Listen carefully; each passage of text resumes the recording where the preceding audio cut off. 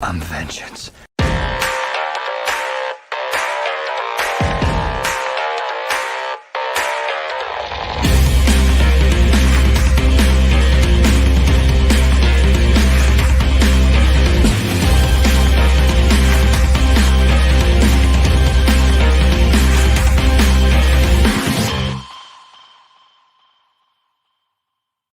Welcome back, everybody. This is Mark 116 of the Super Civil Servants podcast, coming at you live on Sunday night on a special show because we are all busy and we have lives and kids and spouses. So it's we have to work around what we can. But I did learn an interesting thing this week about true power, that you can't have it until you've tasted the testicles of somebody who's wronged you. I think we're going to dive into that a little later because that's a very interesting comment that I heard this week, and I want to know if there's any validity behind it. I don't know if we'll solve this one, but we got the career tonight. Ross, what's up, buddy? How you doing? It's Sunday. I feel tired. It feels weird. It's the weekend, man. The rest of my week off. Yeah, that's true. That's true. But glad you're here, man. It's gonna be fun as always. Sarah's here. What's up, Sarah? How you doing? I'm doing well. I think my emotions are kind of taking a vacation this week, considering Carolina's on a bye week. So at least I don't have to worry about stressed out over that. Carolina's on a bye week, and it still feels like we got to win this week somehow or another. I don't know what it could be. Maybe you should turn to the C3 Panthers podcast and find out. So if you haven't already, but yes, absolutely. So. But it's all good. Oh yeah. Well, just announcement: we're not going to be here next week. I'm going on vacation, log cabin in Tennessee. I think. I'm not sure. My wife books it. I just go, just drive and go. So it'll be fun. You don't tell them where you're going to go, man. All the fans are going to try to track. I know. Storm the castle, right? Yeah. Yeah, so just getting one out this Sunday, so they bring it back next week. We'll cover everything that we missed, I'm sure, double up in the week after that. But speaking of not being here, Sarah, you weren't here last week, and you didn't get to talk about a few things. So I want to talk about something that we all got to watch and enjoy. It's Masters of the Universe. I know you were really excited about the first half, correct? Mm-hmm. You enjoyed it. I did. What were your thoughts on the second half? Did it deliver, or did it pull a Titans? It was interesting. It was interesting, to say the least. I mean, I think, what was it? So, Ross, you would have asked what was my one word I would describe it as, and I would say powerful, because, that was obviously the theme running through everything. Mark Hamill as Skeletor I love it. I love it. It's hilarious. The one thing I was trying to figure out, I know we're kind of skipping ahead a little bit, but Skeletor with Evil Lynn and their little relationship, how cringy was that? Was she kissing his teeth? I mean, what the hell is going on there? Very out of place. Very, very out of place. It's the origin of the word boner. There you go. I like that. But I mean, it was interesting. It was interesting to see how the power of Grayskull, how it was obviously directed, through the sword, and how that raw power could be handled, because that really kind of threw me off too. I said, you can do that? Oh, that's kind of cool. So yeah, that was kind of my first thing.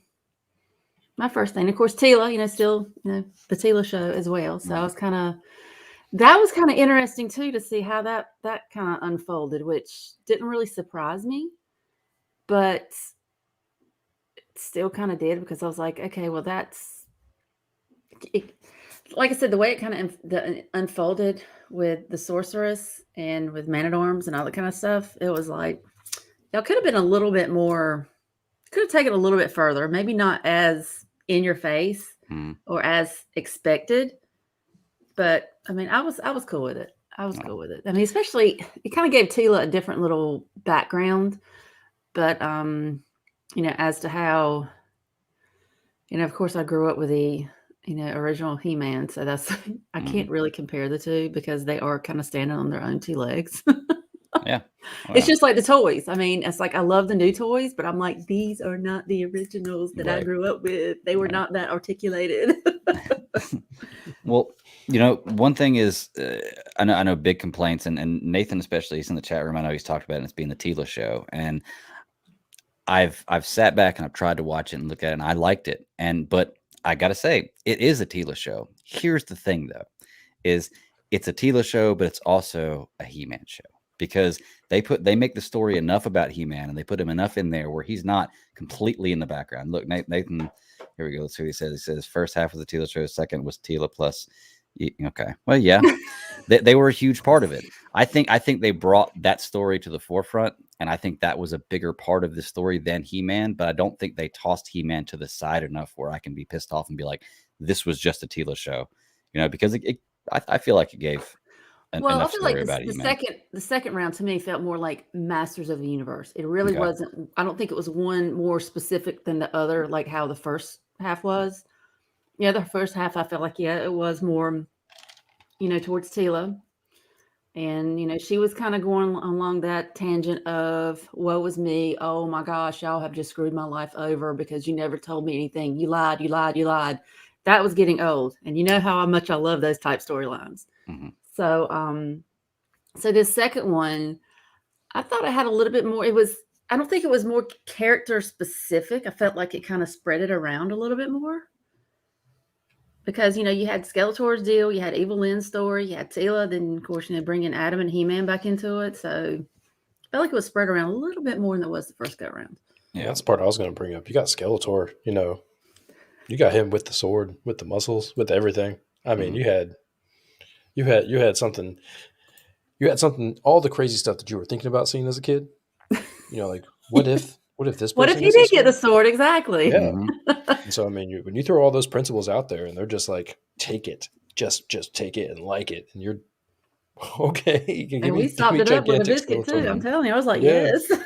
Well, I'll tell you one thing it did very well was it did give you a little bit of backstory and a little bit of, foreshadowing on what's going to come in the future of just about every single character, which is great for bringing in an entire new generation of viewers to something like this, And I think that was the goal they had set here, was to bring in a new generation of viewers to this with new stories, new characters, where He-Man is there, but he's not necessarily the entire story. You can have other stories with the characters within this universe, and I think they did a really good job with that. I enjoyed it. There were some things that me and Ross had spoken about that I have questions that I wanted to ask you, like when she becomes the sorceress, and like her mother was bound to Castle Grayskull, she couldn't leave, right?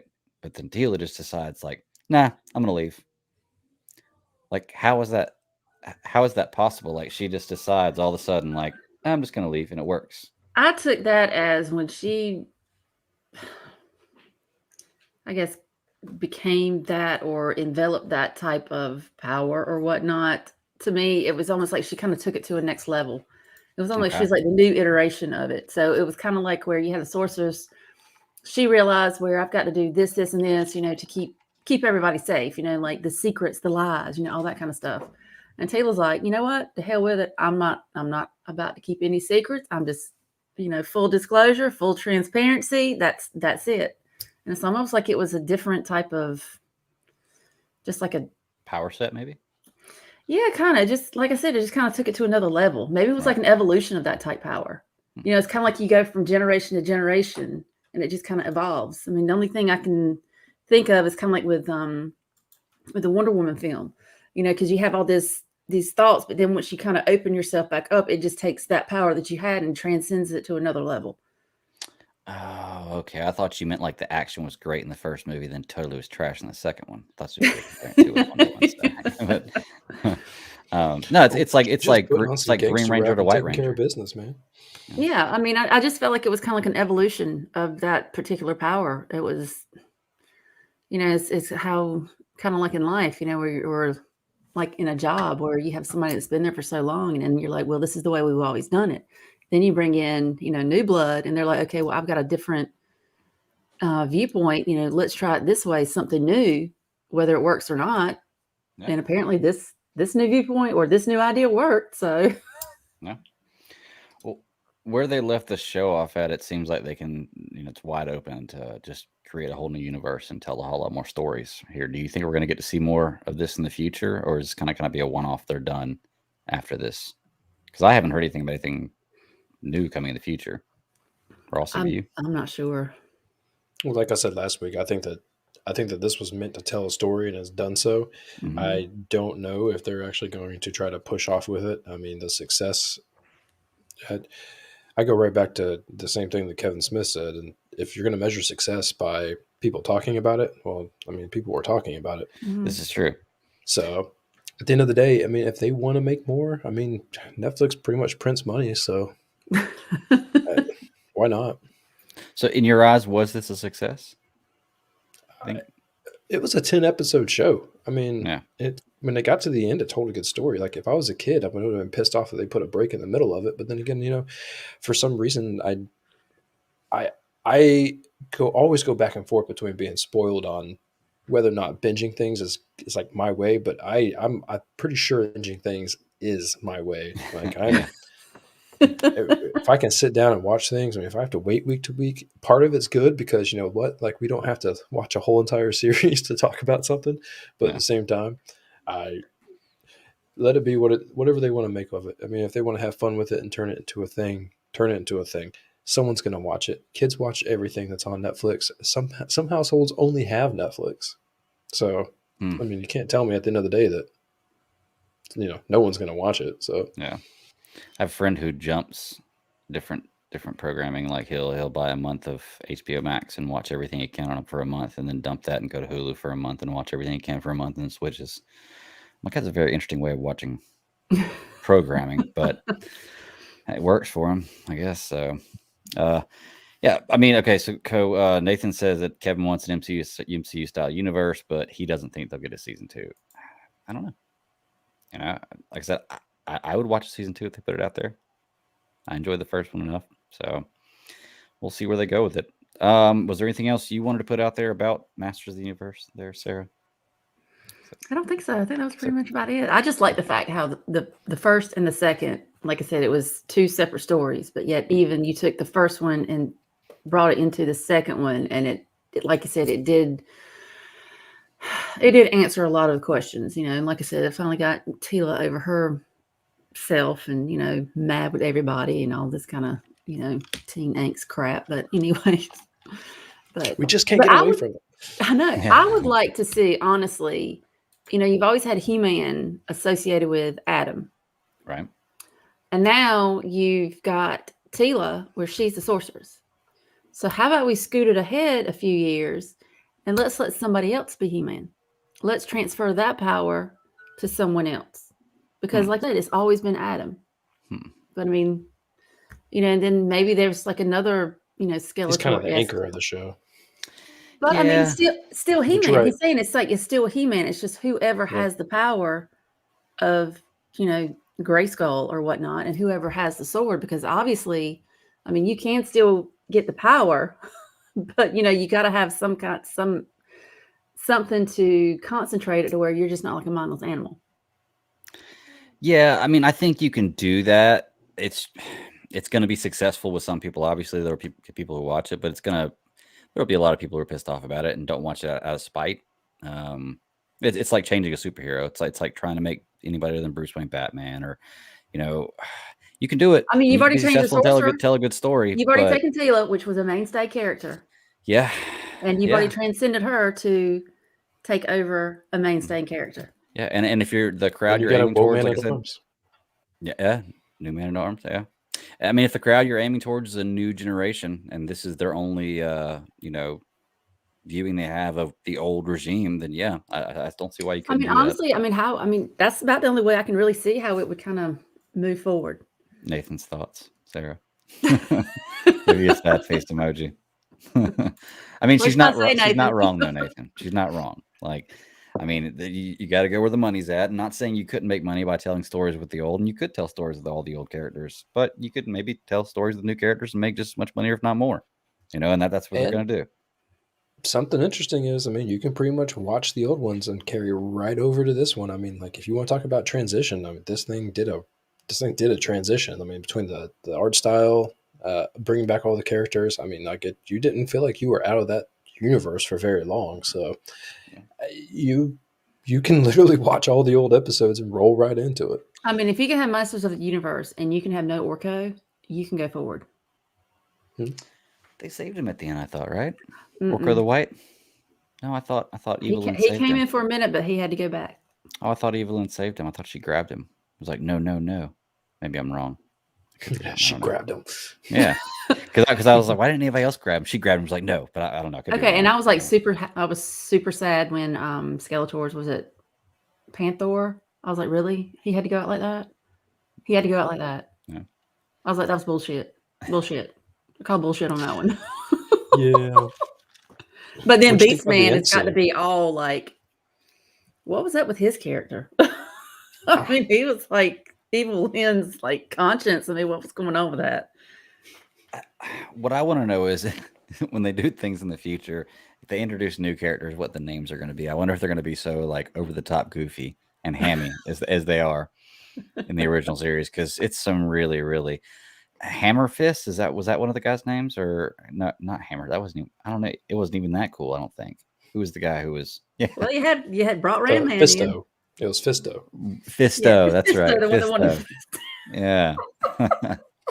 Yes, Yeah. that was a killer line right And there. yeah, he threw the line of he wished he could fist that guy. I was like, well, Kevin Smith is I didn't behind know. this. I mean, you talk about lines. I mean, he had Alicia Silverstone say as if he had. I mean, with all the characters or the people that are voicing these characters. I mean, he did a bunch of ad libbing to. Let's see. I watched the behind the scene thing that whatever Netflix show they have, and apparently the first Orco spell was the only one that was actually written down, and Kevin Smith ad libbed like all the rest of them. Um, just all of the money that they have behind the voices on this show was just amazing. So I don't know like how much you have to pay going forward to keep creating this show, but this show had a lot of power, a lot of old star power, but star power. Mm-hmm. I think Kevin Smith's got that kind of Bill Belichick magic where he can get people to come together and play for him for less than they normally would, because he's that guy that he's the friend. He's that friend that has, it's like Adam Sandler calls up his friends, some of his little group. His little circle. His little I'm group. sure they're going to come and do this for a little cheaper just because it's cool. We're doing this, So I think Kevin Smith had that at his advantage, which is great. I'd use that too if I had it. He's a great guy. Obviously, people want to work with him. But yeah, he usually has quite a few names in whatever projects he does. So many names, and just in an animated TV show, so many names just for He-Man. It was amazing. Mm-hmm. Yeah. Well, all right. Anything else about Masters of the Universe? I'm good. Okay. Y'all go ahead and knock out Discovery then. Whatever you want to talk about Discovery, because I am not currently watching it because I've got so many other things to catch up on. So I'm catching up on The Witcher. So y'all talk about Discovery. Well, We had the first episode. Yeah, go ahead. It's just shaping up to be really interesting. I mean, I just love because I just want to go ahead and jump to episode 3 because there was one thing that was mentioned that I loved, and I was just like, thank you. Because have you seen episode 3? Yep. Okay. Did you catch the Picard? Oh, I did. Yes. Yeah. Was that not the coolest thing ever? Because the way that they tie all this stuff in with it's confusing at the same time because you're trying to figure out the timeline of the whole entire thing. But when they throw it in, you're like, oh. I know. Then you can kind of look at it and be like, okay, that's here, and here. Because especially when they're talking about, with a synthetic body for Gray, I mean, obviously, that was a theme in Picard, which I know we have to kind of think way back to that because that's been like how long ago? Decades. But I mean, I thought that was really cool. But now they just have it to where, oh yeah, well, we can just bring a consciousness and just suck it right into this, and I thought, okay, well, the technology in Discovery is just off the chain. Because now it's like they don't even have turbo lifts. It's just like, okay, I'm there. Like their own little personal beaming technology. The way that they make all of it work on screen is like it's phenomenal. You're right though. Like when they jumped 900 years and they were just like, okay, we don't have to explain it because 900 years have passed and we just created it. So deal with it. But I mean, the ship controls, like everything by the hands. I mean, Booker's ship is badass. The way that thing shapeshifts and it resets itself. It like reshapes itself. I don't understand it. I want to try to, but I feel like that will just rob all the magic out of it. So him being pissed off and then letting, let's see, I think it was last episode. It was him and what's the science dude's name? Oh, yes, I know. When it comes to names, I just totally blank. Yeah. Either way, one was a hologram, one wasn't. But they're both dealing with stuff as they're trying to fly through. Like this paradoxical like ending thing that's going to destroy Discovery that week, and just watching the ship and watching him, and at the same time, like you don't understand how the shields work. You don't understand how like any of the shape shifting works. I love the controls. I don't get them, but I love them. Seeing Everything's things so with the hands. Yeah. Essentially, we have Booker who lost his world. He's trying to cope and deal with it. This was it. It's a black hole. It's a traveling black hole, I believe, is what they're. Right. But how about, okay, with his coping mechanism, how about the fact that they don't really have like a holodeck, like a holosuite now? It's like Oh straight up in yeah. their room. Oh You'll yeah. walk in and it's like, now to me, that's like straight up leaps and bounds too. You imagine watching a football game on that. Right. You can see the whole field. But yes, this new anomaly, which I mean, I think is kind of cool because now you're taking, even though you're 900 years into the future, there's still, phenomena out there that you can't explain. You can't wrap your brain around. It's not just the fact of them trying to, new technologies on this. You got new phenomena, just trying, like figuring out how the burn works. That was a really odd thing. And now they have all this dilithium that they're just trying to just, dole out to everybody. So, Federation comes in and is like, hey, we can help you out. We got all this dilithium, and we're just giving it away. It works so well. I mean, that storyline, like you can question certain things about it, but at the end of the day, you're just like, it explains itself without needing further explanation. And I think that's phenomenal to have in like an episode of anything, because that makes you believe, puts you in it. And you're not worried about it. When they talked about something happened, and I mean, given at the end of last season when they explained the whole thing, it felt a little weird, but they built up to it properly. They told a great story, and then coming out of this one, they're like, the burn's a thing of the past, but we're going to keep talking about it because in all reality, it's like, I mean, here we are in 2021, and we still talk about like the Great Depression and stuff like that, things that happened that were real big. That affected the whole entire universe. Everyone and their brother's going to talk about it. It's literally like a moment in time for them to actually deal with it.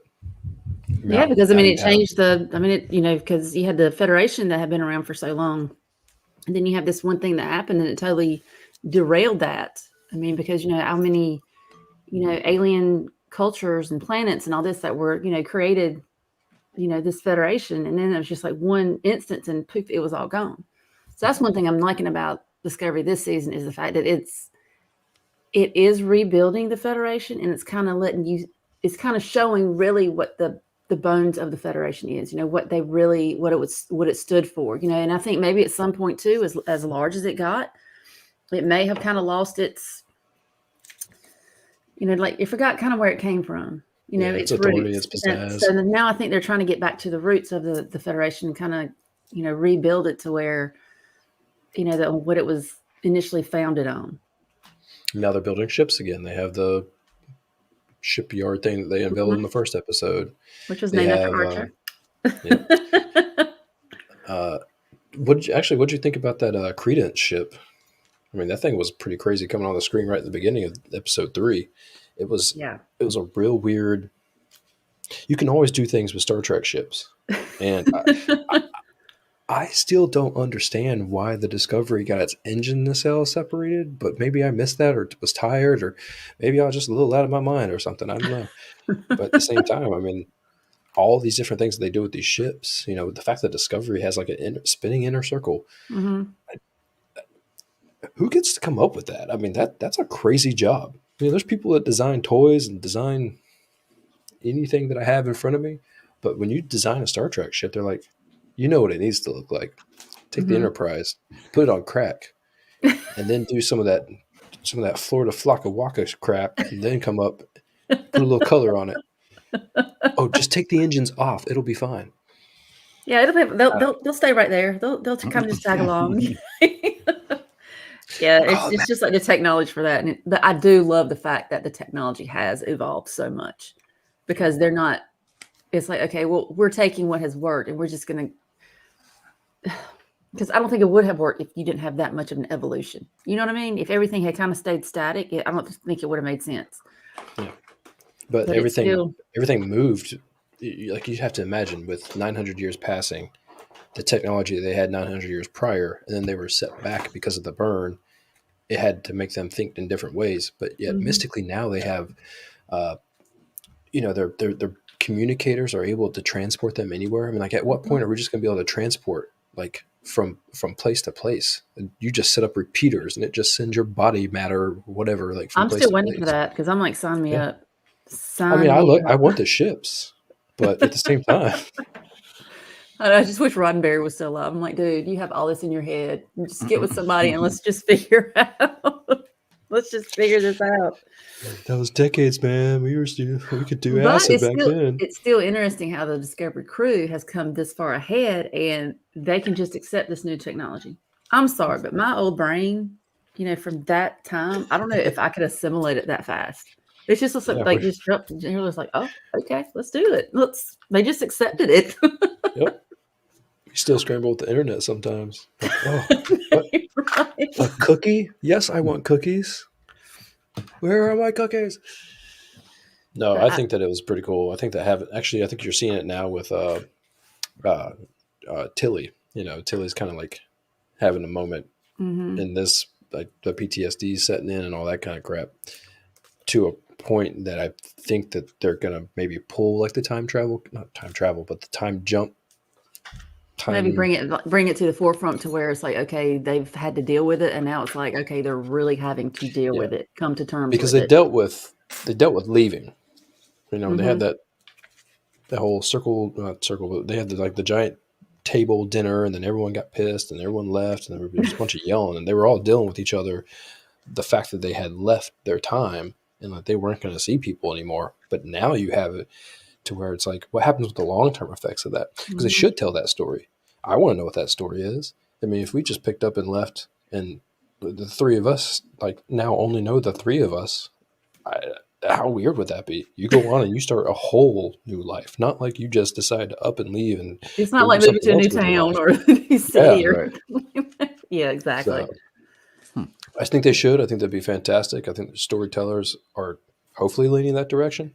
Mhm. Um, I Discovery hasn't done anything to really make me feel really uncomfortable. So the show's really good. It's a real testament to Mhm. what they're doing with Star Trek. Because I'm gonna be dead honest with you, I haven't read anything about Prodigy, but I haven't seen it either. Not that I'm, like, pumped and just waiting for the next episode, Yeah, I but kind of fell off of that a little bit. I don't they know. seem to have a release schedule like Rebels did. And Rebels was really held back by its release schedule because they Uh-huh. really, like, shifted it. They were like, "Oh, we're going to give you 3 episodes. Wait 2 months. All right, we're going to give you 6 more. Wait." Makes you fall out of interest with the Well, I show. think my thing Exactly. is too is like Prodigy was a nice little filler for when Discovery started. Because now And Discovery, I'm Lower like, Decks okay, ended. I'm all in on that because I've been waiting for that. And it was nice having Prodigy, which, I mean, at some point, I guess I'll pay some attention to it. But I haven't seen a new episode since. I mean, I haven't really looked, but here's the thing: at the end of every single, actually, Greg, you brought this up when you were watching Lower Decks. At the end of every single thing that you watch, it always says, "Hey, how would you like to watch this? Don't worry, Mhm. we're going to start it for you automatically." I Hmm. haven't seen anything on Prodigy, and that's when you want to watch it. Like, I just finished Discovery. I don't get a new episode till next week. I got 23 minutes to kill. Let me watch an episode of Prodigy. So either way, Discovery's really good. Really on board. Really like it. Um, I wish it wasn't so far ahead so I could catch up on it. There's so much. yeah, There's that's fair. just always so much stuff to watch. If you fall 3 seasons behind on something, man, you Well, and better. the thing about Discovery too, even if you kind of jumped up and tried to fast forward ahead, I mean, you will miss certain things because I it tried. even Yeah, it didn't work. Didn't because work. the Yeah. story there are bits and pieces from each episode that you have to have in order for the entire puzzle to make sense. That's So actually good writing. To be yeah, honest with you. it Yep. is. I mean, like I said, I really haven't had any complaints. I mean, I just think like last season, I mean, episode 2 with Michael. To me, I mean, like I said, she was feeling.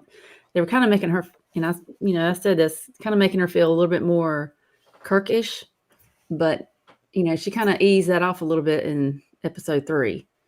but I just think that was just proving a point of, okay, now you're moving forward. Like you said, you're in a totally different timeline or, time frame now. You went from 900 years ahead. So sometimes, some of your decisions and choices, now that you are a captain, you have to kind of think a little bit further than just,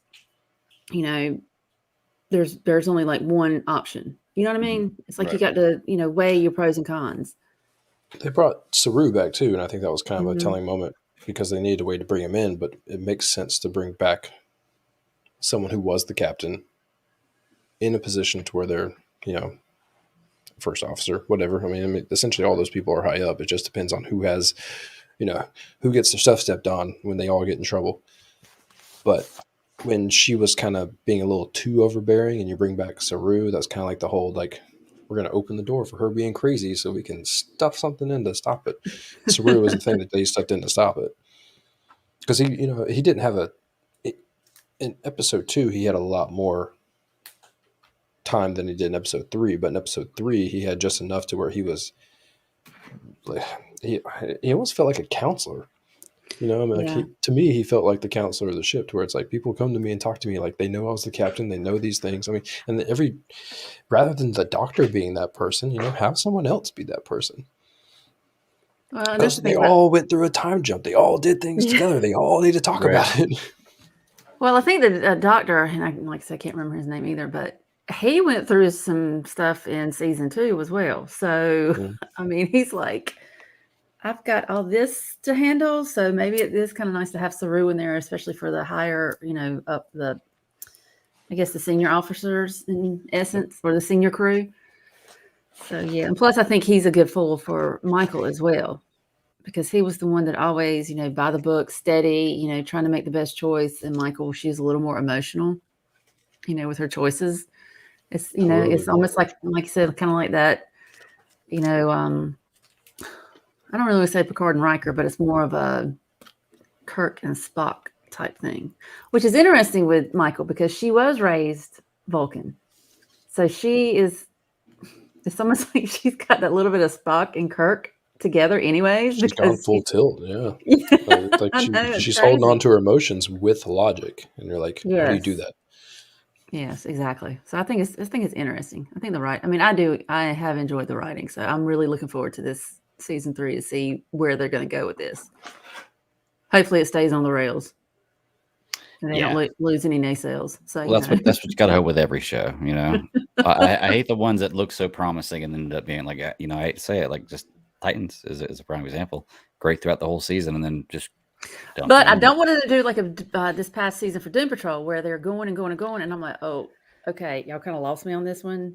But then again, pull your shit back together so we have like a nice cohesive story. I agree. Like, I don't that. I don't want to be you don't want a bunch of different directions. I hear you. Yes, I need like full throttle ahead. Makes sense. Well, did y'all want to elaborate on Discovery anymore? I think that's it for the time being. I'm just pretty much it, man. Yeah, just to see how it evolves. I mean, I don't want to say too much, Greg, because I do want you to watch it, and I want. I'm going to, but trust me, by the time I get that far into it, I'll have forgotten most of this stuff. And y'all you didn't really say a whole lot of spoiler stuff, at least to my ears. Somebody who doesn't know a whole lot of Star Trek. I'm hoping to get you a lot of that was a little bit sounded like a different language, I'm hoping to get you to a certain point where if you hear an Easter egg, you're like, oh, I know that, or at least have some idea. Well, watching Prodigy, there were some points like that. I was like, oh, okay, I know this. I know the reference to that type thing. So I know little things here and there, but I'm sure I missed a ton of them. So, yeah, it'll be fun. I definitely want to catch up on it. There's just so much stuff all the time. Always, always, always to watch. It's crazy. Talking about one more thing to watch. Hey, Panther Pickle in the chat room. One more thing to watch. Is everybody caught up on Hawkeye? Mm-hmm. Sweet. Sarah, we didn't get your thoughts on the first 2 episodes. Me and Ross covered that last week. So let me give you thoughts on the first 2 episodes, and then we'll start to dive into this week's. I am really, really surprised how much I love this. This was not a show. Yes, Discovery. Sorry, love it. I meant to put this up when we were talking Discovery. Yeah. Yes, Panther Pickle's talking about Discovery in the chat. Yes, Discovery. I can talk Discovery all day long. But also, I was really surprised with Hawkeye because that was one I was not looking forward to. It was one I thought, yeah, I'll watch it, but it really wasn't on my radar. Kind of like the way Loki was. But man, I'm like, I'm ready for the next episode. I want to binge the whole thing. This is one I want to binge, and I'm really, really surprised. Especially bringing in the whole Ronin thing, and I mean, I thought that was just. And I'm really loving Haley Steinfeld as Kate Bishop. I'm loving this. I'm loving this because she just brings kind of like that enough of that naivety, but yet she has her badassery training where she can back it up. Yeah. So it's great. I don't even know. I mean, I'm just all over myself for this. You're enjoying it. Hell yeah. Well, you talk about it being something you'd want to binge. And what's funny about these episodes is these episodes end exactly where the next episode picks up at. Like, so it is one you could literally just watch as a movie. There's not like a lot of times with these series, there'll be like a wrapping up of an episode and then you pick up the next episode and it's picking up after or shortly after the last one left off. But it feels like two separate episodes. This one's just like walking through it like it's one long movie so far, at least. And the quality of it, it's just like all the other MCU movies. I mean, it's like this is something from Marvel Studios. I mean, I feel like I'm watching a damn movie and I'm watching this. I mean, it's just that I don't know. It's just blowing my mind, honestly. The quality that they make these things, they don't change it. They don't change the quality. No, not at all. And you're always going to get the same thing. You like I say it all the time. You're going to get the connect tissue. You're going to get everything that goes in between it. They got their top 3 people that they take turns running different.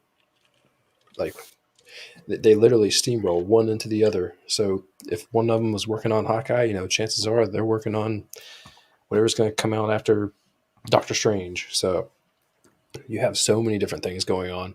I think that this show, I rewatched the first episode earlier when I just put it on the background while I was doing stuff for dinner, and I didn't even pick up on just how much the Armand character who died was talking about, like how bad the mom was, how bad Kate Bishop's mom was, and I'm like, well, clearly, I mean, they're not going to get that kind of actress because I mean, she's done about Vera. I can't remember her last name. She's done a bunch of things, but you're going to put her into being like I imagine maybe second, third in command of whatever's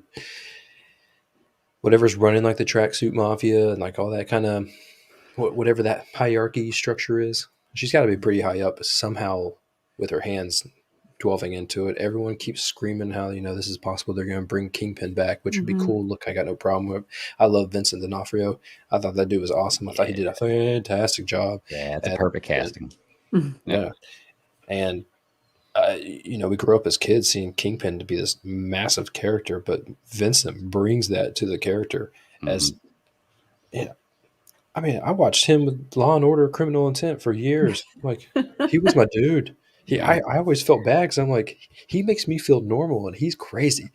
Well, what's funny is go back and watch him in Men in Black. That's what I was thinking. You're like, holy crap. Like, he was skinny at one point. Yeah, like, holy crap, man. Yeah. So, okay, just overall thoughts, right? The Haley Steinfeld thing. I know, Ross, you were talking about last week how she's really hitting her stride right now. She's got a lot of stuff going on. And like literally, I think 2 days later, I was at work and I saw a magazine. She's on the cover and it's talking about all the stuff she's doing her time. I was like, wow, this really is like her moment. And I mean, she's knocking the character out of the park, I think. I love the casting. I think she does a great job in this role. Even just through 3 episodes, I'm sold. Marvel's done a really good job of casting. There's not really been a lot of casting. No, actually, I don't think I can say there's really been no casting that I didn't think they did a good job with. So they're pretty they're batting 1,000 on that one for me. What about y'all? Are there any casting choices you think Marvel's messed up with? This show alone, actually the daughter is played by the director, the Russo, one of the Russo's kid. I can't remember. I don't know. She feels like she gets like a little bit of off balance screen time compared to the other kids, but at the same time, I mean, the kids were only in it for a little bit. I was expecting the kids to be a little bit more of like Clint's life. Like you may have to like juggle them a little bit more. It sure seems like sit here, kids. I'll come back and get you when Daddy's ready. Mm-hmm. But with all the players they have, I don't really know how was it Kazi, whatever the guy's name was that pulled the mask up when he was standing in the street for no reason at all. Yeah. What was up with that? I mean, you're just like in the middle of nowhere and you just like pull it up. It's like, okay. Would you have Who I really This am. is done that? me. Yeah. Hi, take a picture so you can track me down. Okay. But no, I am loving what we. I mean, okay, so I guess we'll just kind of jump a little bit into it. But I love the Do it. character they have that's playing Echo. I Mhm. loved how they portrayed everything about her in the third episode. I thought that it Yes. worked out real well. I didn't know we were gonna get like a real like not like a deep dive, but like a dive into her, and it worked out Mhm. pretty well. I was still a fan. Um, you know, the deaf what do you want to call it?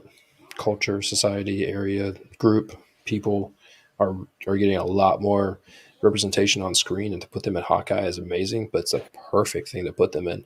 I mean, literally like things that are based off senses, reaction time, and like all those types of scenarios that Hawkeye, not being like a superhero, Mhm. is capable of using. You bring that humanity back down to it, and I think it's a fantastic opportunity to showcase something like this. Question: is the actress who plays the character actually deaf, or is she just I you're just believe she referring is. to? I Okay, I believe didn't know she. if you're just referring to Mhm. playing a deaf character or not, but yeah, she's a great casting choice as well. Like I said, I don't think they do a bad job with that at all. I do like them giving a background story with that because it's so much better to have a villain that you can look at and not necessarily understand, but at least empathize with a little bit. Rather than just having a villain of the week person is going to get killed. It makes you feel for them, I guess, if they when they get eventually get defeated or if they get killed or whatever is happening with them. But um, yeah, I like having a little more meat to that bone.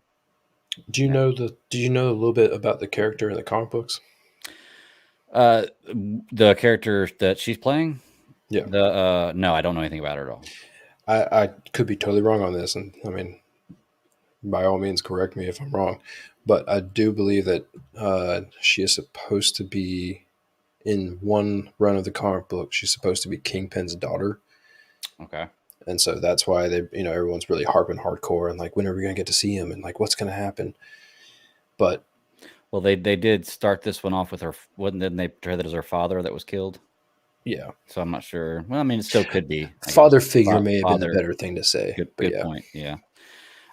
Speaking of characters introduced, the actual stepfather, the one with the sword, he's the swordsman, right? Which I Yeah. don't know anything about. I'm not going to act like I know anything about this character, but I don't know if y'all have ever heard of that character or not. Kind of a douchebag character from what I've read up on it and understood. Like a guy who kind of tricks his way into being an Avenger, just wants to be an Avenger, but he's really a bad guy type deal. Like I don't know how they're going to play that character out if he's going to play a bigger role, but interesting that they're bringing in more characters that I had to even look it up because I had Yeah. no idea who it was. So it'll be fun. he plays the role well. Yeah.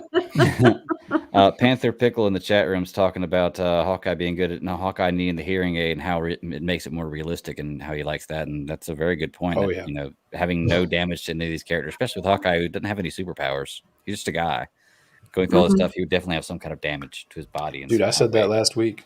I Yeah. mean, like that's something that I'm real big on. I mean, bring the reality into all these things because that's something that I want to see. Mm-hmm. I like Jeremy Renner anyways. I mean, he always brings like an authenticity to a role. So I mean, it's interesting with Hawkeye because like I said in the beginning, it's showing he's with his kids and seeing how that works, which is really interesting to me to see like the phone conversations he has with his wife. She's like, oh, you're dealing with such and such. Oh well, I mean, it's just I'm like I just wonder what kind of conversations they have, especially when the kids go to bed. It's like, Yeah. hey, yeah, hon, had to deal with, this and that. She's like, oh, well, that sucks. But, you just kind of roll with it. So, You stabbed him in the face. That's pretty yeah. mean, Clint. And she takes things a lot better than I probably would have. Because I'm like, I imagine at this point she's probably used to it. Although I will say, I watched Black Widow the other night, and then Hawkeye, and then back and forth to this. My Marvel timeline mind is messed up right now, trying to figure out where things are and everything. So like watching different stuff. So you're doing preparation for the multiverse, is what it sounds like. Yeah, I'm trying to do some Marvel catch up. Yeah, that's exactly what it is. Yeah, so I might as well just throw it all in the blender and whatever comes out.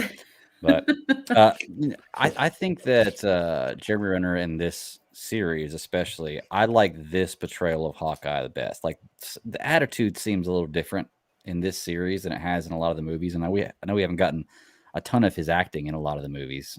He's got a little bit here and there, but I don't know why. I like the character a little. Like he's almost like he's grown into this character. Not that he did a bad job when he was younger and he portrayed the role earlier, but just seems like the character feels a little different to me. Maybe I care about the character more now. He's grown for me. I'm not sure. But does it feel like that for y'all? Gone through loss with him. Yeah, like that's true. You've actually gone through all these different movies with him, and like now you're really now you can see all these things from his side. You know, I thought that for me, Hawkeye in Age of Ultron, bringing the family aspect into it and the real quick, you know, like, hey, this exists. Everyone better get okay with it because it's here. Mm-hmm. That's when I really started like Hawkeye, because it was more than just the dude who is in the shadows with the bow and arrow. Mm-hmm. Bringing that into it made it more real. Knowing all of the things that he has gone through when they came back in Civil War and he was trying to, you know, help recruit, and what did he do? Oh, go get Wanda. Mm-hmm. All those little things were really they were much bigger to me than they ever should have been. But that's because I've always liked Clint, and I've always liked Jeremy Renner, the way that he portrays Clint. I've never had any problem, even when he was under Loki's spell. It was weird, but at the same time, I mean, he played it pretty well. Like, he acted pretty well, and so it really kind of had me invested early on.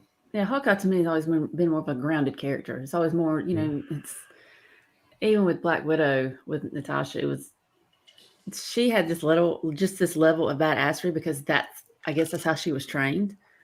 You know, Clint, on the other hand, he's just like, yeah, I have this skill and I use it, and you know, hey, it is what it is. You know, like he says, he's like, I'm not a role model.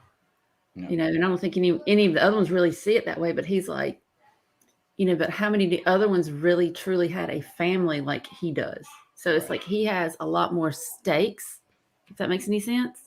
You know, because it's like, okay, I'm this person, but yeah, I'm this person, and then throw Ronan in there, he's like, I'm this person as well. So you got Clint, you got Hawkeye, then you had Ronan. So it's interesting the way he talks about the Ronan. You know, it's just like Ronan as another person, because I guess at that time it was for him. It was like another total persona. Right. But the one thing I want to throw in, I thought was kind of weird. Okay, when she got the suit and she put it on, it fit. Movie magic. Okay, I thought that might have been a Greg sticking point, but I was just like, movie magic. That's what I got chalked it up to. I had the same somewhere on it. You push the button and the suit. Or is it like the Spider-Man suit where you just kind of put it on? And it's like, okay, and it fits. It's like those, you know, the cuffs on the dress shirts. You know, because it's leather. So, yeah. Right. Right. Yeah. So okay, I don't know about you guys, but I suppose. Yeah. Well, last time we saw him, he was in the rain and it was wet. You know, leather kind of shrinks a little bit. So. It looked pretty loose on him then too. I'm not gonna lie. It didn't look like it was very form fitting. So. But I kind of want to know more. I'm hoping maybe it'll come to light more so about that black market auction they had, because they had some really interesting items up for grabs. I'm like, oh, how did y'all get that stuff? I wouldn't have thought it would have, but they actually, since they did mention it again in this episode, not even just mention it again, but he specifically said, I wonder what other items from Avengers Tower or Avengers Complex are out on the streets. That right there lays the seed for, okay, other stuff later to come into play, you know? So, okay, I before I would have thought it, not that just throwaway, that was kind of what they used to get you to this point, but it could be something in the future for sure. But then bring it up again, because I don't know, I just don't feel like they'd bring it up again otherwise, you know, or make it a point to. It's kind of like whenever they do a slow pan to something and they stop on it, you know, it's going to come back into play at some point in time. Remember what you saw right there. It's going to come back. So, yes, exactly. Do you think that Kate's ever going to find out that he was Ronan? Do you think he's going to tell her, or she's going to find out? It might be a combination of the two. It might get too certain, because since he's kind of taken her under his wing, might be like a learning, like a lesson to be taught. Say, hey, look, if you walk down this path, you know, this could happen. Or if something happens, because I feel like ultimately something's going to happen between her and her mom. She's going to have to make a choice, because it's almost like, I don't know. I'm just kind of going in blind on this. Okay. Oh, yeah. But it's like, you know, her mom, you know, if she marries, if she marries, you know, old dude, okay, well, it's going to kind of put her there, because she's telling her mom that, hey, he's a bad guy. He is a bad guy. She's like, what are you talking about? You're crazy. You always think this, you know, it's always, you know, so I think at some point she's going to have to she's going to put in that situation. And then maybe might come to a certain point where, you know, Clint comes in and does kind of spill the beans on Ronan, because, you know, from what I understand of Ronan, seeing just from the MCU viewpoint, he kind of went that way, after the snap, because he lost his family, and that kind of was a turning point for him. So I don't know. We'll just see how. I mean, that's just kind of a grasping at straws. I think it's on going that to one. be the mom. I don't think that because I think the guy whose name escapes me right now and the mom are kind of like together in this whole thing, or she's the one that's basically leading him and making him do all these things, or asking him, I guess.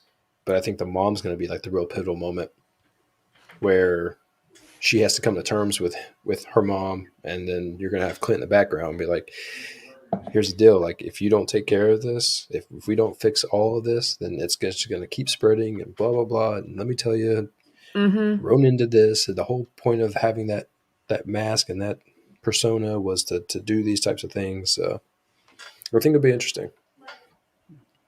I agree. I got 3 more things on the list here I want to ask about. One, trick arrows.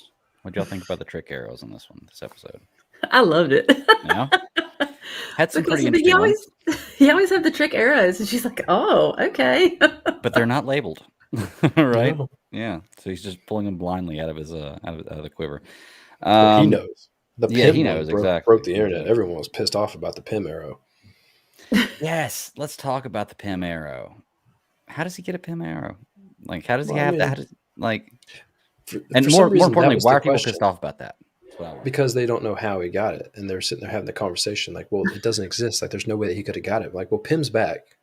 Like, for all those keeping track, Pym is back. I believe this show is supposed to take place in 2025 or 2023, 2025, somewhere in that neighborhood, because with the time jump that happened in Endgame, now we're at a place to where some time has had to pass in order for him to kind of like get his head right and the world to reopen. I mean, let's face it, like with Endgame happening and the world reopening now to where Broadway's open, I mean, you have to think like some time has had to pass. You can't just, mystically restart our whole entire world economy after half of the population of the world came back. So it's real interesting that people's gripe about the arrow was that how was the Pym particle existing? Like if Hank Pym is gone, then how does he get an arrow that has this in it? And it's like, well, I'm pretty sure, like, number one, it's like, I mean, he's got the tattoo. He's an original 6th Avenger. But at the end of the day, he's pretty much got access to just about anything that he needs if he just asks. You don't have to go through the proper channels. He's Hawkeye.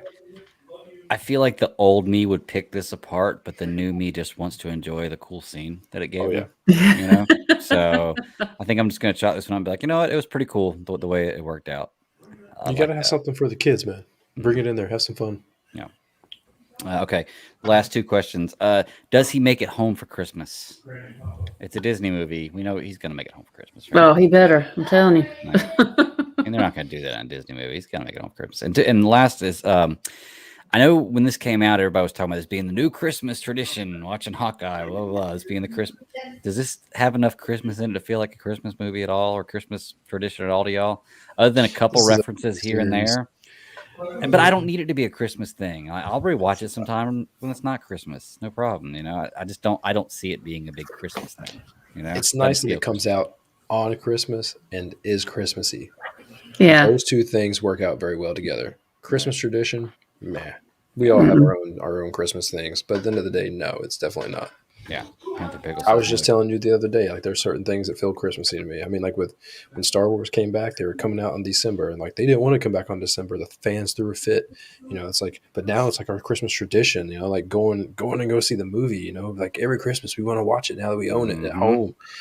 I mean, the Mandalorian comes out, like all we have all these things around Christmas. That feels Christmassy to me because I like being able to sit down and watch those things.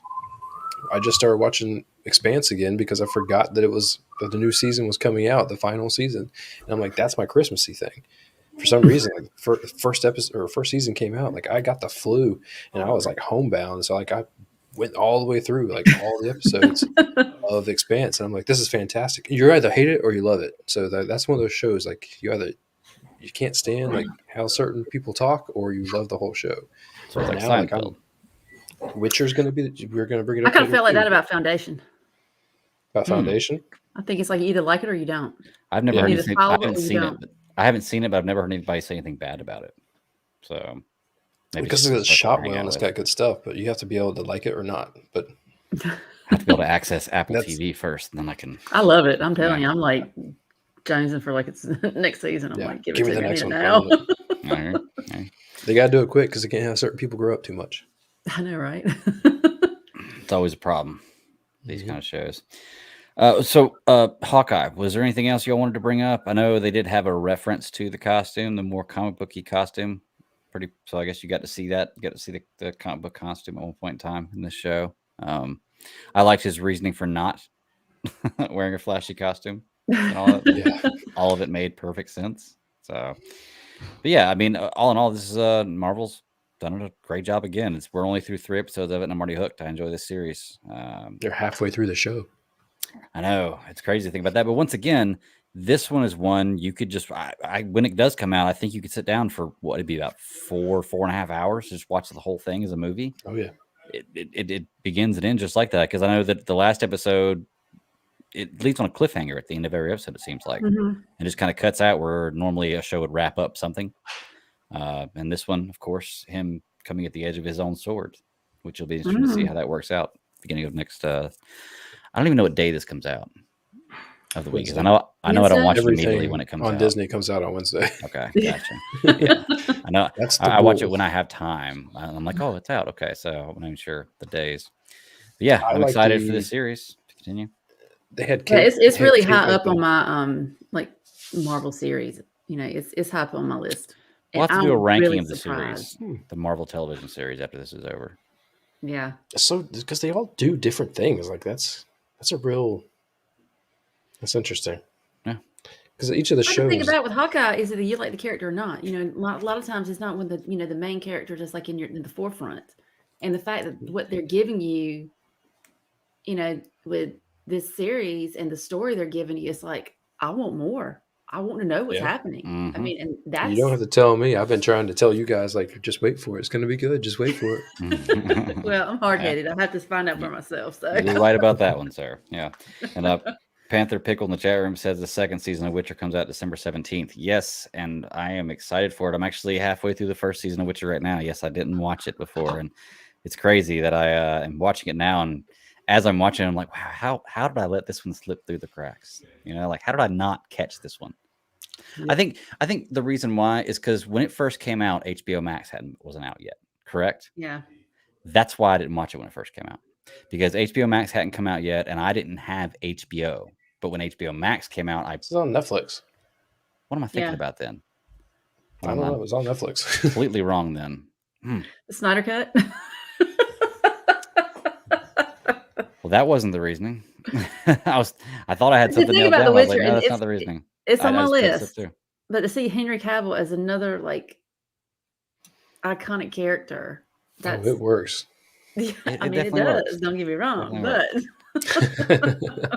but Yeah, I'm excited for season 2. I'll be caught up in time to be able to watch this one as soon as it comes out, which will be fun. I'm finally caught up on The Witcher. It will be well, soon. also December 17th, I'm gonna be busy. Yeah, You're gonna be busy. 6 that what you o'clock, said? got tickets. I think the 17th is a Friday, right? Yes. Yeah, I said I think I got tickets for 6:30 that Thursday. So, and I've already told I told my wife about it. She didn't know if she has to work or not. And I told her, I was like, well, if you don't work, I'm gonna take one of my buddies from work. So I bought 2 tickets. I got to drive to Yeah, we're gonna Raleigh, do that so Friday night. I may be stopping somewhere to see it. So I hear you. That'll be fun. I think that's a highlight on everybody's list, like priorities. Like we've got to make sure to see that.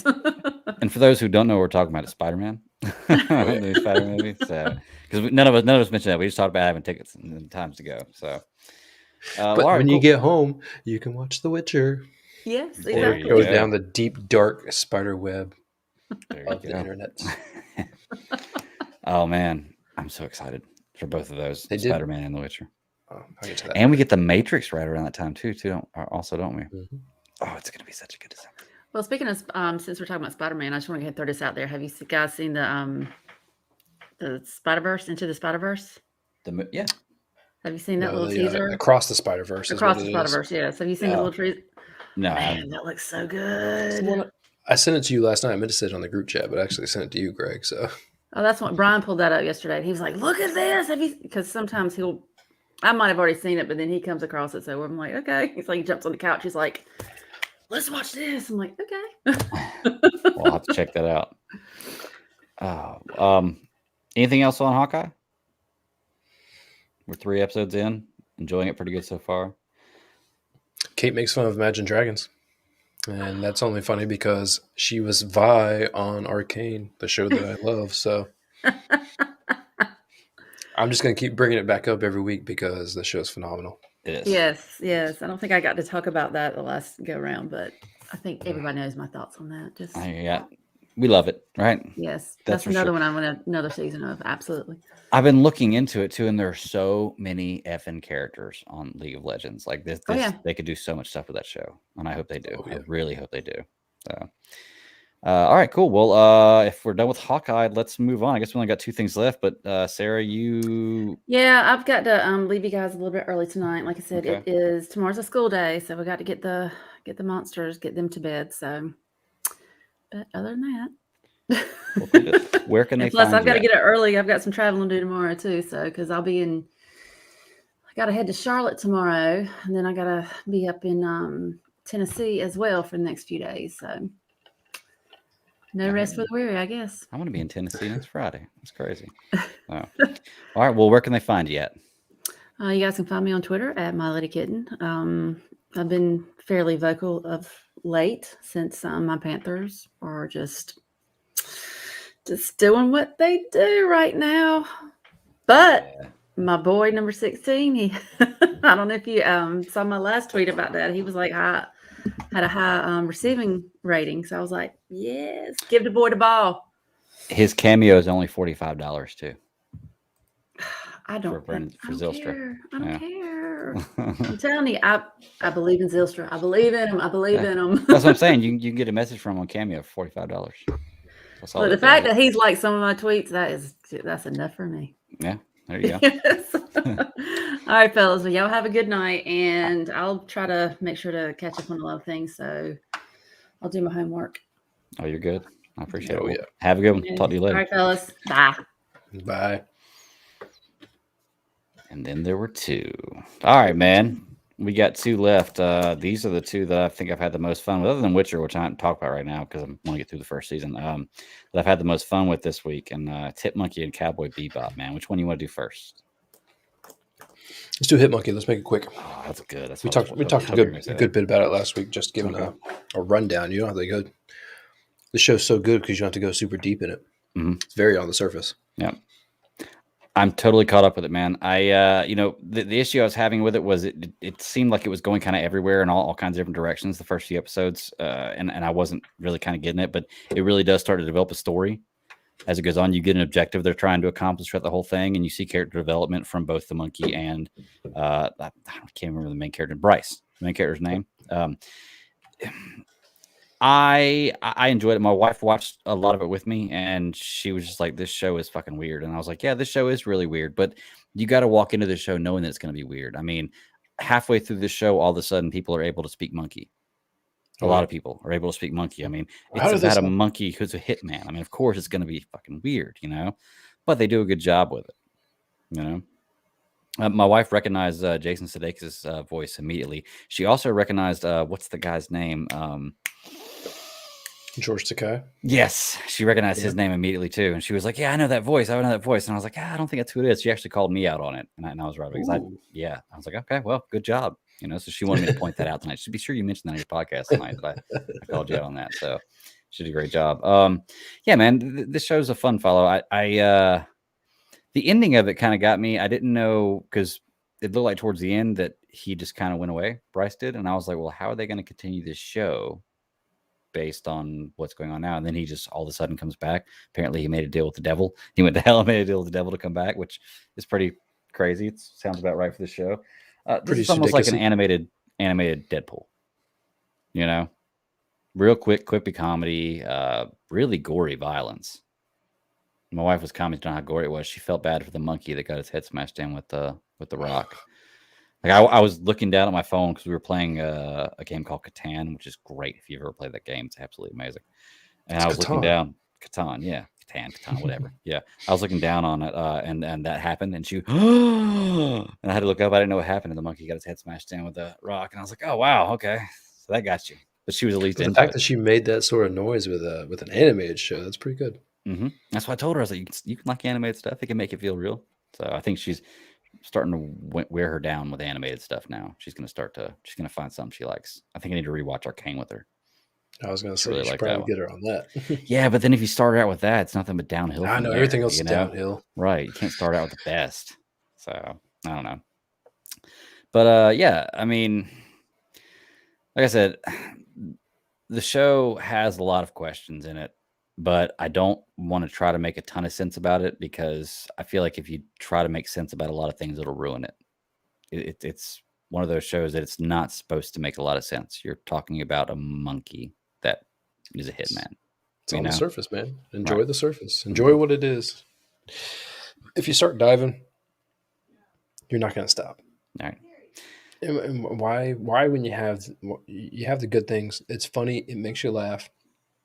Some of the stuff doesn't make sense. Yeah, no one's going to understand a monkey, but at the same time, I mean, people are animal people, unless you're not. But I mean, generally speaking, people are animal people. So, Oh yeah. I mean, until a monkey, pulls a gun out on you, I think you're pretty much an animal person. Oh yeah. I loved in the show how he can talk to other animals, and you can actually see the dialogue between him and the other animals, and usually it's pretty funny stuff. And did you see the Kingpin reference in this? Whenever he's getting fitted for his suit, Oh, and he's talking about, he's like, Yeah. even Kingpin came here, and it shows a picture of him. I was like, oh, cool. And it showed like the old like 90s Spider-Man. White and purple. Yeah. I was like, oh, it's awesome. So tying it into Marvel, once again, I don't think this one's going to be tied into the multiverse. It'd be really cool if they did, but I highly doubt this one will be tied in the multiverse. So I mean, I could have seen a monkey coming out of a portal. That would have been funny. it'd be cool if they did something small like that. Yeah. You know, like just little like that. You don't have to have him in there with the violence and the cussing and everything else. I mean, even though you do have Deadpool, but it'd be cool to see just some kind of little reference like that. You know, a monkey in the background in a suit with glasses and a samurai sword. That'd be sweet. Yeah, Hit Monkey's fun little series, 24, 26-minute episodes. You can binge it in a few hours. Only 10 episodes out right now for the first season. Do we know if they're getting a second season or not? I haven't heard anything, but honestly, I haven't really looked. So. It's a Hulu thing. I'm not sure if they are either. If it comes out, I'll watch it. Got me in the first season. All right. I'm good with I'm good with Hit Monkey. Like I said, it's hard to go into a 24-minute animated show without just breaking down every episode, which we're not doing. Let's talk about Cowboy Bebop, though. Do it. I watched the first 4 episodes last time we podcasted, and I was talking about how the show really wasn't getting me. It felt like kind of a villain of the week type deal, or every week they have a mission to go on, they complete the mission, they don't get the bounty. It's the same kind of thing. Ha, funny, cool show, but I didn't see a whole lot of storyline developing. And you told me episode 5 is where everything really picks up, and that's right where I was about to start. And man, were you right. Because episode 5 is where everything kind of ties together. Okay, you know these characters now. You have a little bit of background story with them. Now let's move forward with this whole main storyline. And the next 6 episodes are amazing. You know, like I thought the first 4 were good, but the next 6 I thought were absolutely amazing. And I was looking at the, when you go online to stream it, it always brings me the animated show first when I search for Cowboy Bebop. And I noticed that on the front of it, it has the 4 characters, and you see Faye, and you see Jet, and you see Spike. Then you see another character that hasn't been introduced the entire show, and you actually see her in this episode. And then towards the end of this, and we'll talk about it as we break it down. But the last 6 episodes for me just really, really took off. And I've never watched the animated show or the anime, so I have nothing to reference it to. So for me, it's not spoiling anything or ruining anything for me, because I don't know. I need to talk to the people I know that did watch Cowboy Bebop in the animated and see if this has ruined it for them or not, because I've heard some people online say it has.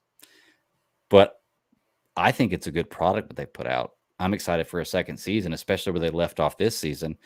I don't know how this could ruin the anime unless the anime was completely different from this, and it was a total, like, they just took the characters and did something completely different, which I don't think they did. I don't think ruining the anime is what people were saying. I think that what has most people turned off is that those that have spent time watching the anime And like, to be fair, like there's not like a whole lot of this. Like there was like a season of this, I think. And so what has most people rubbed really the wrong way is that those that have watched it are comparing it to that, rightfully so, because that's what we do as humans. Mm-hmm. But it's so much like it that they're disappointed because they wanted more story. Right. They wanted something else. They wanted different. They wanted it in this universe, but they wanted something else. I don't know what to tell you. At the end of the day, everything that we watch is a reiteration of something else. Right. All the Marvel DC stuff, even Star Wars, you go back and like, we keep telling the same story over and over again. Right. But like Marvel and DC, all this stuff comes from comics, it comes from lore, it comes from information. This had the anime to go off of. People were disappointed because it was so close to the anime and they wanted to see something different. And I'm like, as someone who knows that the anime has existed and has probably watched episodes of it years ago to a point where I can't remember, I ate the show up. I was a little lost in the beginning trying to figure out when we were going to get to like a story building point because they felt Mm-hmm. like they were trying to do a little bit too much, not character focus, but not even World character building, maybe. building.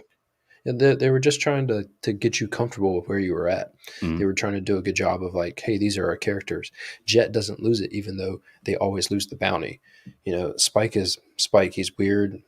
He likes noodles, so He's on an and so asshole. forth. Yeah. Yeah. But I gotta tell you, I like I told you last week. I'm like, once you hit that moment and you start going down for the ride, the show was really good. It wasn't anything groundbreaking, but it was a good story. It had the parts in it that I wanted, that I needed to see. It didn't tell me. It told a very narrow story, Mm-hmm. but it did it in a way that was just like dancing all around it as it was trying to tell the story. And I'm fine with that. Like that's what I want. I praised Arcane on doing the same thing. That it told a very narrow story, but at the end of the day, it did it in such a weaving fashion that made everything connected to it. It felt like everything was boosting the story up and not weighing it down. Right. In this show, I had zero problems with knowing what existed prior and digesting this. It didn't affect me, but it seems to be the people on the internet with emotions got really hurt. So Oh yeah. here we are again, telling the same old story.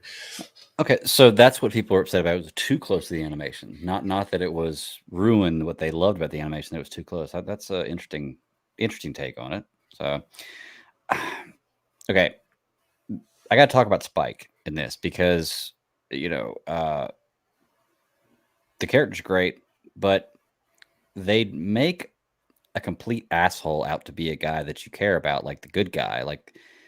Okay, I don't like Vicious. I don't like Vicious as the character in here, right? I don't like his mindset. I don't like what he's doing. But the stuff Spike did to him was fucked up. I mean, Yeah. you slept with this girl, and you were going to run away with this girl. Like, that's pretty fucked up, man. Like, I get you're a bad guy. I get he's a bad guy, but that's a pretty fucked up move. So it's like when I'm watching this, I'm like, well, can I really feel that bad for Spike? Like, really, can I feel that bad for him? And then throughout the whole storyline, man, this whole last half of this, which you're right, you described it perfectly. It's like on a roller coaster. You're going up. The first 4 episodes are going up that first drop, and the 5th episode is when you hit that drop and the ride really starts, and it's just fun the whole rest of the way. The whole last part of the season is about Julia, which I had a problem with. They kind of showed little bits and pieces of her in the first couple episodes, but no real story.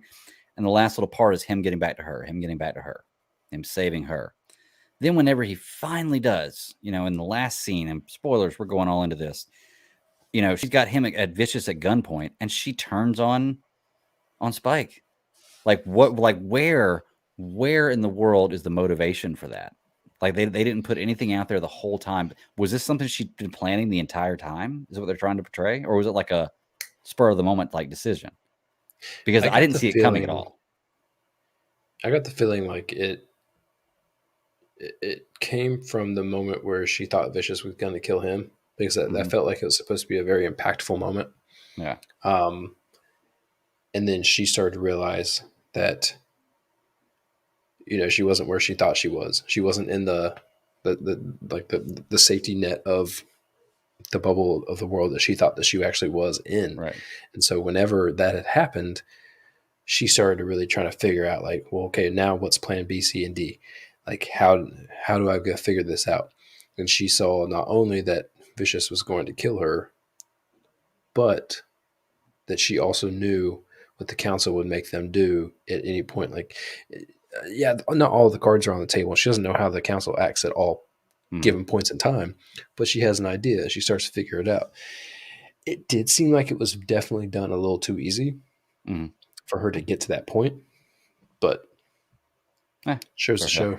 I mean, it sets her up to be a big villain in the next story or next the future, because she actually has set herself up in a really good spot where nobody knows that he's dead and nobody gets to see that, him as the leader of the I keep wanting to say society, but it's not society. It's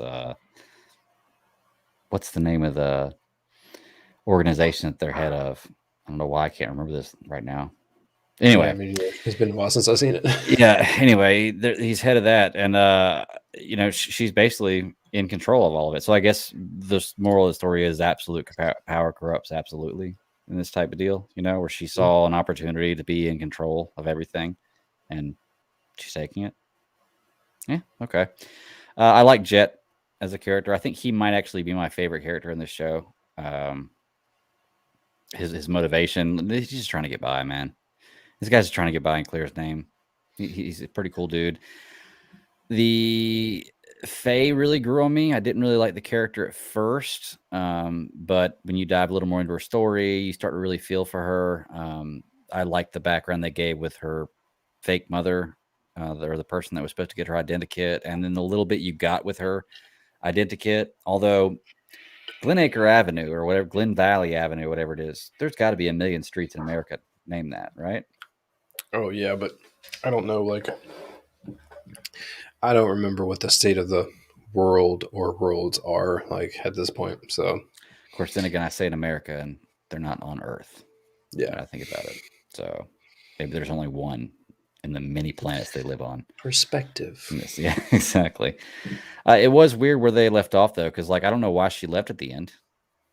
Why Faye left? Yeah, why Faye left? I mean, you pretty much, it felt like a principal thing, which is funny because you have Jet, who's all principal this whole entire thing, with the daughter and the ex partner / new stepfather, and like all these different situations that Jet was going through. And then at the point, like at the end, he had just like had enough.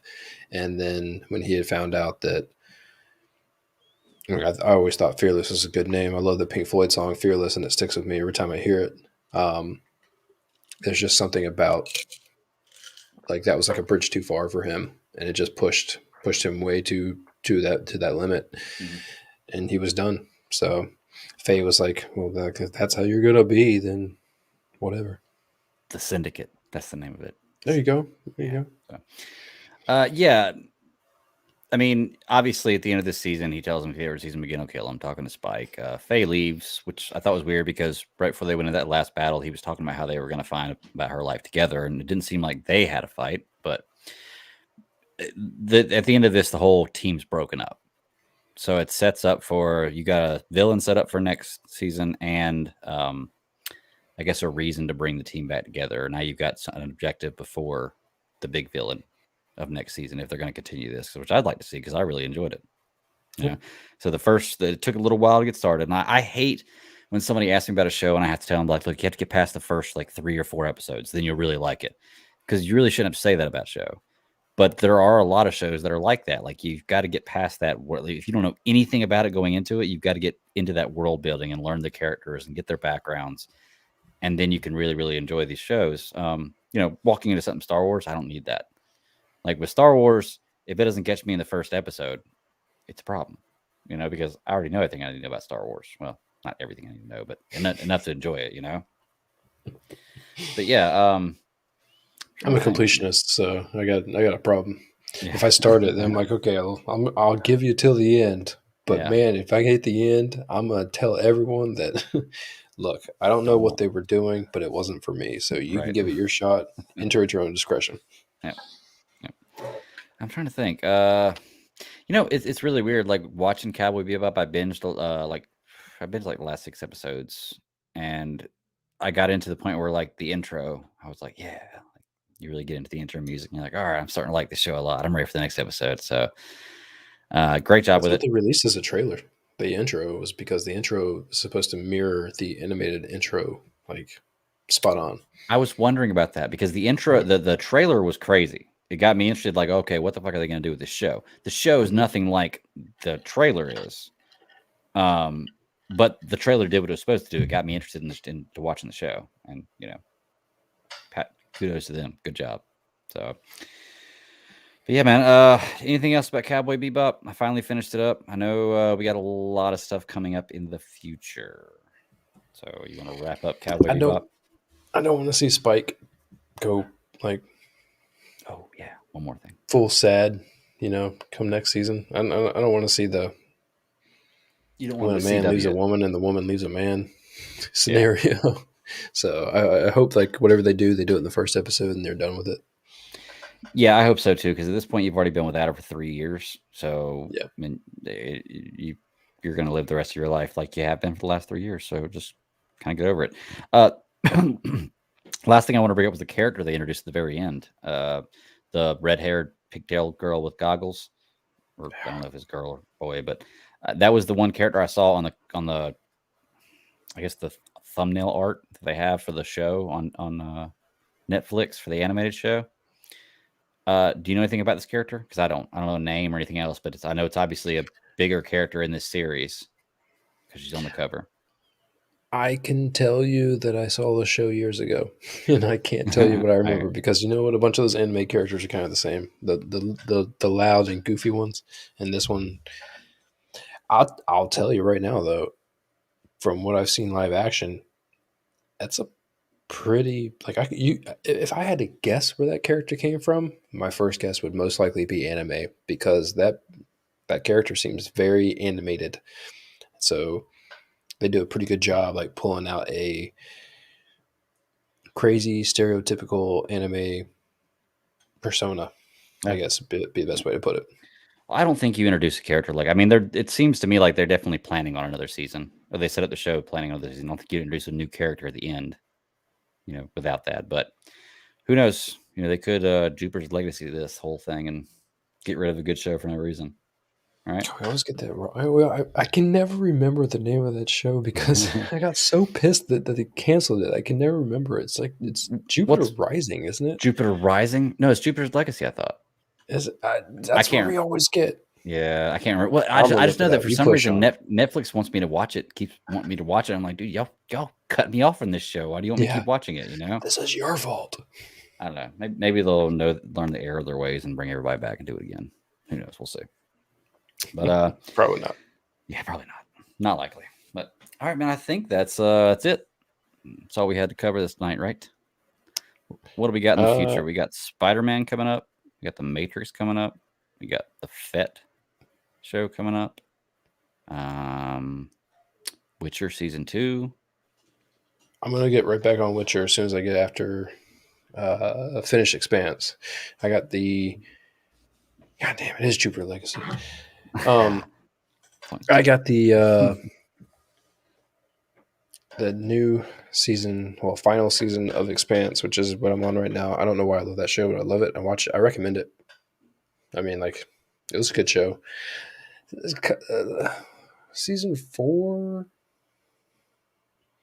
may have been 4. Season 4 felt like a little bit of a carry on, but beyond that, like, I really liked how they set up a realistic world in that with a very I don't want to say unrealistic threat, but it's a very good show. Give it a shot. Beyond that, like you said, we get to Spider-Man, Witcher, Matrix, Fett. Something else is coming out at the end of the year. What was it? It was Cobra Kai. Never mind. That was it. Oh, that's still fun. Yeah, excited for that one. Yeah, that'll be a real end of the year thing to bash to watch on. There you go. So, are you going to do a full rewatch of Witcher season 1 before 2 comes out? Okay, cool. We'll definitely talk about that then because I'm hopefully going to be done with. Well, we're not recording next week, so definitely by the time we record again, I'll be done with it. I'm hopefully going to be done the next couple of days. So, cool. I Be interested to talk have. about that. Well, we really only have Hawkeye. We got Wheel of Time. No one else is really watching Wheel of Time. If anyone wants to talk about Wheel of Time, let us know. Yeah, I'll talk about it. yeah. I need to start watching that. I was trying to think of something else the other day. That's a good one for me to pick up and start watching again once I get done with Witcher. So Yeah, we'll see. it's interesting. I watched. Is it worth watching? Is it worth the time? I want to say it. I want to say yes when we get done, but we're not done yet. So I hear you. Yeah, I need to see where it's going. Hesitating is kind of like I don't know. He hesitated. I trust that answer. I did But- watch. I watched the South Park post-COVID show, which I don't know if you watch any of the new South Park movies. They're always hilarious. All of the COVID ones have always been hilarious. Dude, South Park is great. I watched that. I watched Venom 2. I look, Venom 2 had its funny moments in it, but I'm sorry. I love him as an actor. I like the Venom character. Those movies just don't connect with me. Hmm. And I don't know what it is, but they don't. Funny story. I was actually going to try to turn on Venom the other day because I haven't even seen the first one yet. Tried to watch it, and I was like, "Oh, I'll catch up on Venom," and I had to pay for it. And I was like, "Well, instead of paying for that, let me just go watch Black Widow for free." And I watched half of it. It was good. Yep. I enjoyed the half. I fell asleep, but it's not because it was bad, just because it was really late when I was watching it. But I'm gonna be finishing that one too, so it was good. I watched Ninja Turtles for like it was on Peacock or something, and I was like, I don't feel like flipping. And Ninja Turtles is on. Yeah, Ninja Turtles holds up. I love that movie. yeah, it Every single does. time I see Hell it. yes, it does. Oh my goodness, it does. What a great movie. Dang, that makes me want. I got Peacock. I might get on the Peacock tonight to watch that. Yeah, That's a good idea. but I watched like half of it, and I think that it had let's see, I watched half of. I must have fallen asleep or something. I don't know. I've fallen asleep so much this week that every time I turn around, I'm like, wait, what? I've learned to set a sleep timer pretty well. Usually when I lay down, I'm like, okay, I'm probably not getting back up tonight. I set a sleep timer for like 3 hours. Like I probably won't be awake in 3 hours. We'll see. If I do, then I'll turn it back on. But all right, man. Well, let's go ahead and get out of here. We're gonna take a week break next week once again. So everybody listening, thank you for checking us out. Sorry about not having the Friday show, but we got the Sunday show to get one out for you, and audio is going to drop Monday morning, so tomorrow morning, or if you're listening to it this morning, right now on Monday. So, yeah, let's get out of here, man. I guess until next week, just until 2 weeks from now, everybody just keep pounding. Give us a like, share, review, all that good stuff. Thank you for listening. Have a good one. Like what you like.